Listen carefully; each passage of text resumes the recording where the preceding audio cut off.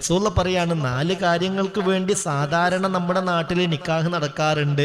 പണത്തിന് വേണ്ടി, സൗന്ദര്യത്തിന് വേണ്ടി, തറവാടിന് വേണ്ടി, ദീനിന് വേണ്ടി. എന്നാൽ എനിക്ക് നിങ്ങളോട് പറയാനുള്ളത് എല്ലാം നോക്കിക്കോളൂ. എന്നാൽ കാതൽ ദീനാണ് അടിത്തറ.